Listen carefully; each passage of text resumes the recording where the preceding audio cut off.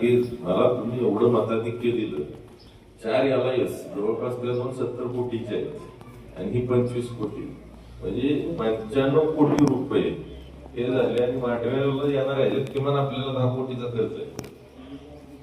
म्हणजे सरासरी असं समजा की 100 कोटी रुपयापेक्षा जादाचा निधी आपल्याला फक्त सातारा तालुक्यात, तो फक्त नागठाणे जिल्हा परिषद गटात आला.